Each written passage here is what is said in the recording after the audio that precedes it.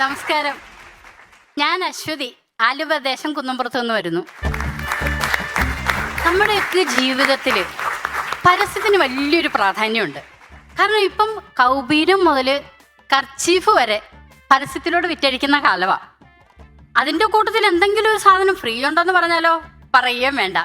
സ്പൂണിൻ്റെ കൂടെ പാഷാണം ഫ്രീ എന്ന് പറഞ്ഞാൽ അപ്പം നമ്മളവിടെ ഓടിയെത്തും. കാരണം കിട്ടുന്ന പാഷാണമാണെന്ന് ചിന്തിക്കില്ല, ഫ്രീ ഉണ്ടല്ലോ, അതാണ് നമ്മുടെ സന്തോഷം. അങ്ങനെ നമ്മളെല്ലാത്തിനും ഫ്രീ കാണുന്നതും ഈ പരസ്യത്തിലൂടെ മാത്രം വിറ്റഴിക്കുന്ന ഒരു കാലഘട്ടത്തിലൂടെയാണ് നമ്മൾ ജീവിക്കുന്നത്. ഇതുപോലെ തന്നെ നമ്മുടെ ജീവിതത്തിൽ ഒഴിച്ചുകൂടാൻ പറ്റാത്ത വേറൊരു കാര്യമുണ്ട്. എന്താണെന്നല്ലേ നിങ്ങളെല്ലാവരും ഇപ്പം ചിന്തിക്കുന്നത്? അതിനെ എക്സ്പീരിയൻസ് എന്ന് പറയും. ഇത് ഏറ്റവും കൂടുതൽ നമ്മളെ വലയ്ക്കുന്ന എപ്പോഴാന്ന് വെച്ച് കഴിഞ്ഞിട്ടുണ്ടെങ്കിൽ നമ്മളൊരു ജോലി അന്വേഷിച്ച് നടക്കുമ്പോഴാണ്. ഈ ജോലിയുടെ കാര്യം പറഞ്ഞപ്പോഴാട്ടോ ഞാൻ ഓർത്തത്. ഞാനും ഒരിക്കലും ഒരു ജോലി അന്വേഷിച്ച് നടന്നു. ഈ ജോലി അന്വേഷിച്ച് നടന്നു എന്ന് പറഞ്ഞു കഴിഞ്ഞിട്ടുണ്ടെങ്കിൽ ഇന്നത്തെ കാലം എന്ന് പറഞ്ഞു കഴിഞ്ഞാൽ മൊബൈലിൽ നോക്കി ഫുഡ് ഓർഡർ ചെയ്യുന്ന പട്ടിക്കുട്ടിയുള്ള കാലമാണ്. അപ്പോഴാണ് ഞാൻ ജോലി അന്വേഷിച്ച് നടക്കുന്നത്. അതാണെങ്കിലോ എൻ്റെ വിദ്യാഭ്യാസം എന്ന് പറഞ്ഞു കഴിഞ്ഞാൽ 10ാം ക്ലാസ്സാണ്. 10ാം ക്ലാസ് അത്ര കുറഞ്ഞ വിദ്യാഭ്യാസമൊന്നും അല്ല കേട്ടോ. MAക്ക് 2 അക്ഷരമേ ഉള്ളൂ, PIക്ക് 2 അക്ഷരമേ ഉള്ളൂ, MBAക്ക് 3 അക്ഷരമേ ഉള്ളൂ. ഈ SSLC എന്ന് പറഞ്ഞു കഴിഞ്ഞാൽ അത് പാസ്സായാലും ഫെയിലായാലും 5 അക്ഷരമുണ്ട്. എങ്ങനെ? SSLC പാസ്സാണെങ്കിൽ P, ഫെയിലാണെങ്കിൽ F. അപ്പം എങ്ങനെ? 5 അക്ഷരമുള്ള വിദ്യാഭ്യാസമാണ് എനിക്കുള്ളത്. പിന്നെ വേറൊരു കാര്യം കൂടെ ഉണ്ട് കേട്ടോ. എനിക്ക് ഈ വിദ്യാഭ്യാസം കുറഞ്ഞു പോയെന്നുള്ള തോന്നലൊന്നുമില്ല. എന്താണെന്ന് വെച്ച് കഴിഞ്ഞിട്ടുണ്ടെങ്കിൽ നമ്മൾ 10ാം ക്ലാസ് വരെ പഠിക്കുന്ന അക്ഷരങ്ങൾ മാത്രമേ അതിൻ്റെ മുന്നോട്ട് പഠിക്കണുള്ളൂ. അതിനപ്പുറത്തേക്ക് ആരും ഒരു അക്ഷരം കണ്ടുപിടിച്ചേട്ടെ എനിക്കറിയാൻ പാടില്ല കേട്ടോ.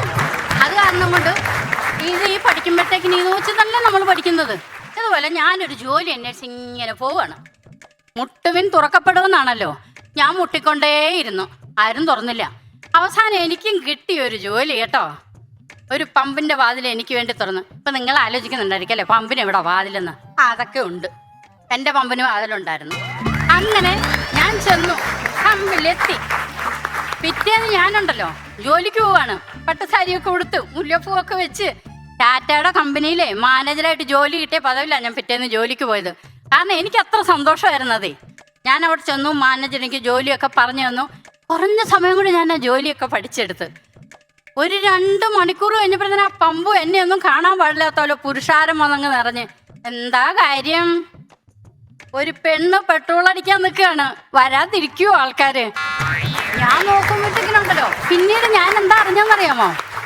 വണ്ടി ഇല്ലാത്തവര് അടുത്ത വീട്ടിലെ വണ്ടി വരെ എടുത്തോണ്ടൊന്ന് പെട്രോൾ അടിച്ച് കൊടുത്തുന്നാണ് ഞാൻ കേട്ടത്. വൈകുന്നേരം ആയപ്പോഴത്തേക്കും നല്ല സെയിലുണ്ടായിരുന്നു പമ്പില്.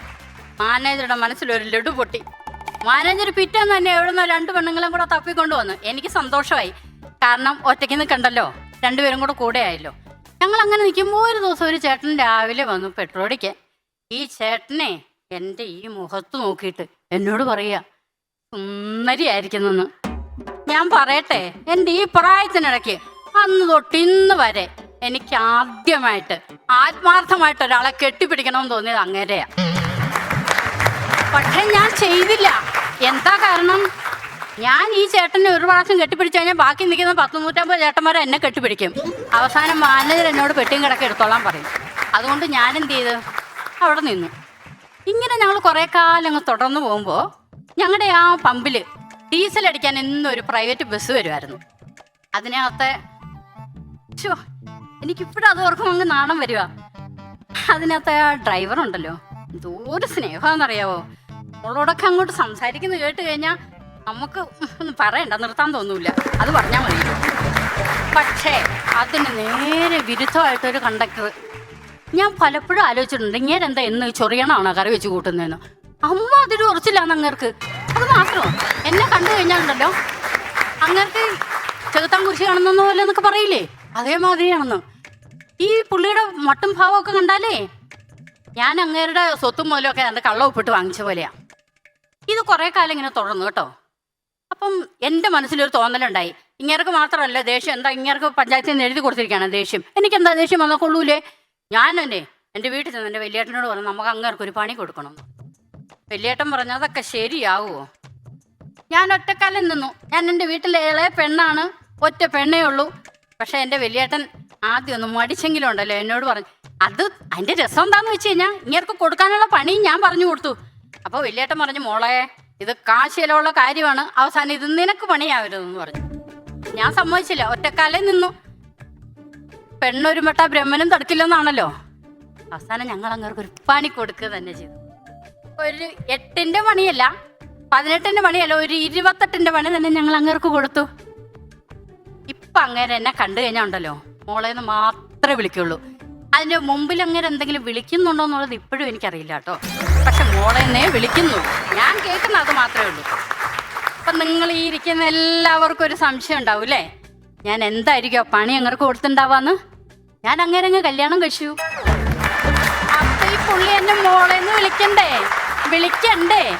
വിളിച്ചില്ലെങ്കിലേ ഞം ഞം ഗോവിന്ദ.